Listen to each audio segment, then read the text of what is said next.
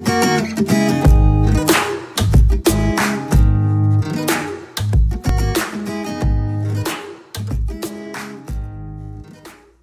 soy Rafael Mendoza, estudiante de segundo año de Medicina de la Universidad Rómulo Gallegos, y en esta oportunidad estaré explicando junto a mis compañeros Rosalinda Borja y Alessandro Aponte la síntesis del colesterol. Para iniciar a explicar el tema debemos saber qué es el colesterol. El colesterol es una molécula capaz de sintetizar las membranas plasmáticas de las células.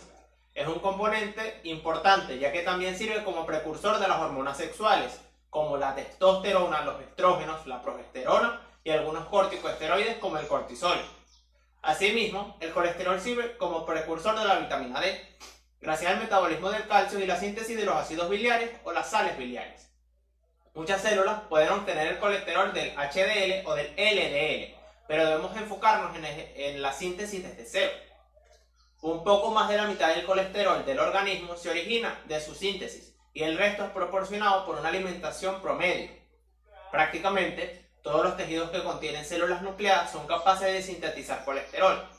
Esto es gracias a que el acetil-CoA que proporciona los átomos de carbono es necesario para el colesterol. En síntesis, este proceso se puede dividir en 5 etapas que logran la completa evolución del compuesto. La primera etapa es que el acetil-CoA forma HMG y mevalonato.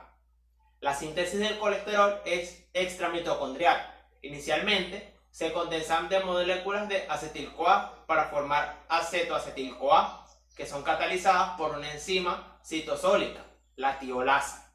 La acetil-CoA se condensa con otra molécula de acetil, que es una reacción catalizada por el HMG, que se condensa junto con otra molécula de acetil, que es una reacción catalizada por la HMG-CoA sintasa para formar HMG.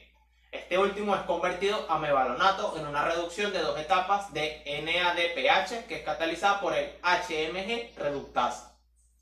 Segundo es que el mevalonato forma unidades isoprenoides activas. El mevalonato se fosforila por el ATP para formar varios intermediarios activos por medio de una descarboxilación. Se obtiene la unidad isoprenoide activa, que es el isopentenil pirofosfato. Lo tercero es que 6 unidades isoprenoides forman el escualeno. En esta etapa se comprende la condensación de 3 moléculas de isopentenil pirofosfato que forman el farnesil pirofosfato. Esto sucede por la isomerización del isopentenil pirofosfato con desplazamiento de la doble ligadura que origina dimetilalil pirofosfato, seguido por la condensación con otra molécula de isopentenil que forma el intermediario de 10 carbonos, el geranil pirofosfato. La eliminación del pirofosfato para formar el preescualeno pirofosfato, seguida por una reducción de NADPH para eliminar el radical pirofosfato remanente. El compuesto resultante es el escualeno. Cuarto sería que el escualeno se convierte en lanosterol. El escualeno tiene una estructura muy semejante a la del núcleo de los esteroides. El escualeno en el retículo endoplasmático se transforma en óxido de escualeno por una oxidación de función mixta del escualeno epoxidasa. El grupo metilo del C14 es transferido al C13 y el del C13 al C8 y luego al C14, cuando tiene lugar la ciclización catalizada por el óxido escualeno lanosterol ciclasa. Y por último, el lanosterol se convierte en colesterol. En esta última etapa, la formación del colesterol a partir del lanosterol tiene lugar en las membranas del retículo endoplásmico e implica cambios en el núcleo esteroide y en la cadena lateral. El grupo metilo del C14 es oxidado a CO2 para formar desmetilanosterol. De igual modo, se remueven otros 2 grupos metilo del C4 para producir simosterol. Y a partir de este último se forma el colestadienol por la doble ligadura situada entre C8 y C9, que se mueve a la posición entre C8 y C7. Se forma desmocerol por un desplazamiento ulterior de la doble ligadura en el anillo B para quedar entre C5 y C6 como el colesterol. Finalmente se obtiene este colesterol mediante la reducción de la doble ligadura de la cadena lateral. La regulación de la síntesis del colesterol se ejerce casi al principio de la vía, en el paso de la HMG-CoA reductasa. Hay un mecanismo de retroalimentación por el cual la HMG-CoA reductasa es inhibida en el hígado por el mevalonato, porque es el producto inmediato, y por el colesterol, que es el producto principal de la vía.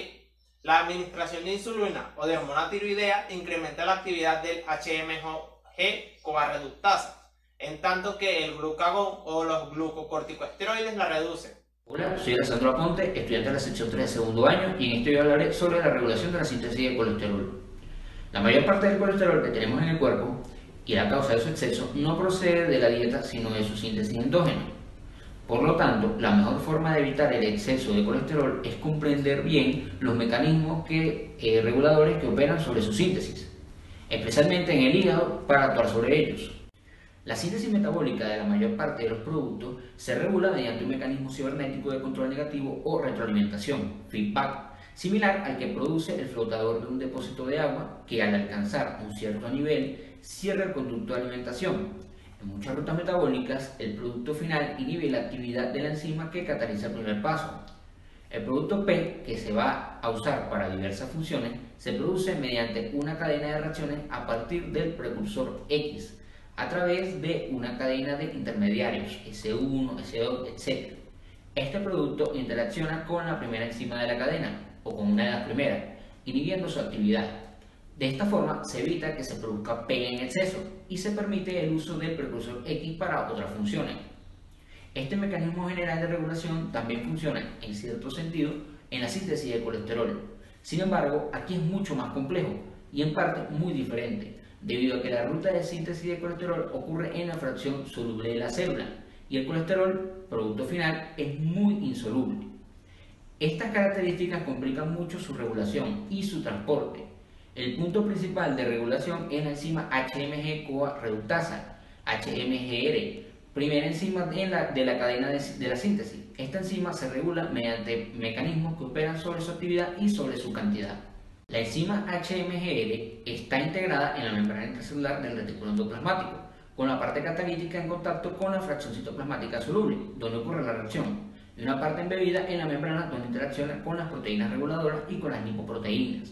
La mayor parte del colesterol sintetizado es recogido in situ por las lipoproteínas LDL y VLDL, que también se fabrican en el hígado, y el compuesto resultante se transporta al interior del retículo endoplasmático, de donde pasa al aparato de Golgi para ser exportado a la sangre. Otra fracción se une a la proteína reguladora intracelular SREBP y el complejo resultante pasa al interior del retículo donde interacciona con la HMGR, inhibiendo su actividad. Además, la SRBP también interacciona con el aparato genético regulando la síntesis de la enzima. Sin embargo, el mecanismo de control negativo endógeno, descrito anteriormente para frenar la actividad de la HMGR y, en consecuencia, la síntesis de colesterol basado en la cantidad de colesterol que se ha producido, no es del todo eficaz, pues no puede detener por el completo el proceso y necesita un mecanismo adicional. Este segundo mecanismo viene gobernado por el colesterol de la dieta y es mucho más eficaz que el primero, pues él solo llega a controlar el 100% del proceso. En efecto, si se suprime el colesterol de la dieta, la síntesis de colesterol continúa descontrolada y se sigue produciendo colesterol hasta niveles altos, mientras que si la dieta tiene suficiente colesterol, 0,5% de su composición total, su síntesis se detiene totalmente. Es importante indicar aquí que los ácidos grasos insaturados y poliinsaturados de la dieta también intervienen en el control de la síntesis de colesterol, produciendo un efecto sinérgico con el colesterol de la dieta. Hola, soy Rosalinda Borges, estudiante de Medicina de segundo año, sección 3. A continuación les hablaré sobre el control positivo de la síntesis de colesterol y regulación de la síntesis de las enzimas. Bien, tenemos que tomar en cuenta que hay al menos dos tipos de mecanismos que operan en este sentido. Cuando los niveles de colesterol son bajos, la proteína reguladora SRBP va al núcleo e interacciona con el ADN y estimula la actividad de los genes que codifican las enzimas, incluida la síntesis de las lipoproteínas que lo van a exportar, que son LDL y VLDL. Hablando un poco de la regulación de la transcripción del gen que codifica la síntesis de HMG-CoA reductasa. La transcripción del gen de esta reductasa resulta aumentada por las proteínas de unión a elementos reguladores de esteroles. Cuando los niveles de colesterol descienden, las CRBP son liberadas de las membranas por un mecanismo de proteólisis y van al núcleo celular, donde se unen al CRE, aumentando la transcripción. Si los niveles de colesterol aumentan, cualquier proteína de este tipo presente en el núcleo resulta rápidamente degradada. En la regulación de la traducción del ARNM de la enzima, tenemos que se inhibe por metabolitos no esteroles derivados del mevalonate, pero también por el colesterol de la dieta.